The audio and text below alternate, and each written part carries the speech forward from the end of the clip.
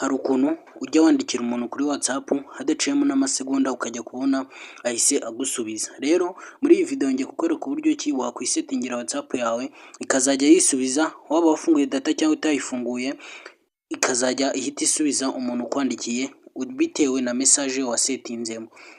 Rero nyemerera tubane muri video kuva itangiye kugera irangiye mwereke uburyo ki wakwisetingira WhatsApp yawe ikazajya yisubiza ubutumwa. Ikintu urakora rero, uraza hano ngaha muri WhatsApp yawe. Ibi bintu mwibutse bikora kuri WhatsApp business, WhatsApp isanzwe ntabwo ibikora. Uraza hano ngaha muri WhatsApp business maze uze hano ngaha muri tools, kimara kuhakanda uzarindiraho gakeya maze uscrolling uzamura maze uze ukande hano hantu handitse ngo ahantu tugiye kwibanda ni hano kuri tuno tuntu tubiri ngo greeting message na away message. Rero wowe ikintu uzakora, uzaza uhere hano ngaha ukande hano ngaha kuri greet message. Aha ngaha niho tuzahera.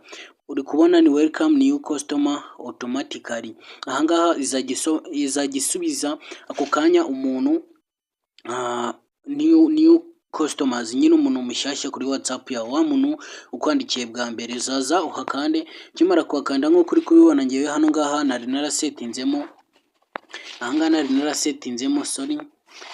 nari narasetinzemo amagambo unyandikire kuri WhatsApp yanjye kuri izo nimero uri kubona kuri screen maze urebe yuko itarahita igusubiza. Rero wowe urasanga hano ngaha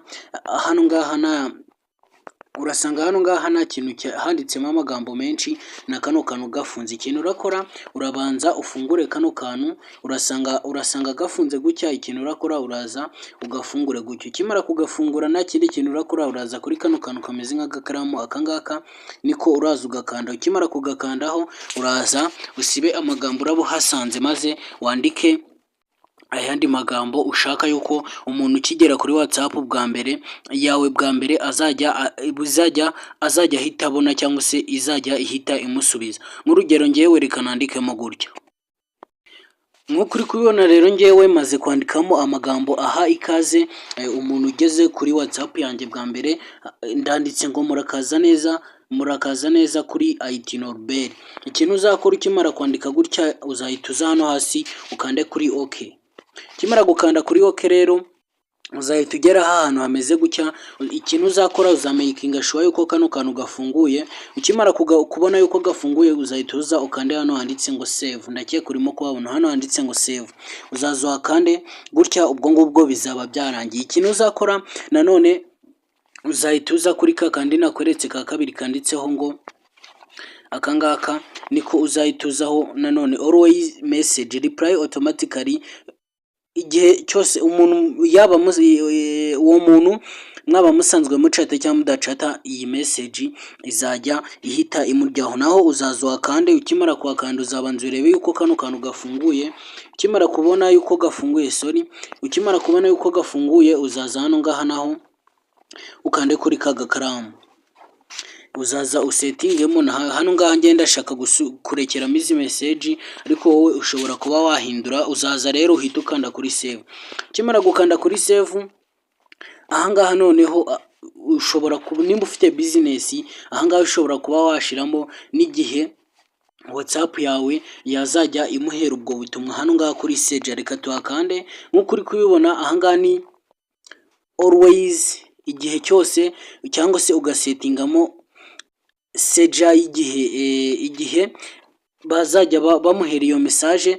Always ni igihe cyose, umuntu uwo ari we wese igihe cyose ikazajya ihita imwoherereza iyo message. Custom seja ugahitamo amasaha. Hano ngaha kuri outside of business hour, aha ngaha niho ku bantu mufite business mwasetinga wenda guhera saa 12 kugeza sangahe, nizajye guhera saa 12 kugera saa 12 za mu gitondo nizongere kuzajya ihita imuha ubwo butumwa. Rero ikintu uzakora ukimara gusetinga ibi byose wabirangije, uzahita uza making sure yuko kano kantu gafunguye maze uhita ukanda hano hejuru kuri save. Aha ngaha niho uzaza ugakanda. Ukimara kuhakanda rero mu by'ukuri WhatsApp yawe umaze kuyisetingira izajya igihe umuntu akwandikiye aribwo bwa mbere izajya ihita imusubiza. Rero niba wabonaga iyi video uyikeneye, kora kuri iryo buto rya subscribe ndetse unasharinga iyi video ku nshuti zawe. Ciao ciao, duhurire mu zindi video zitaha.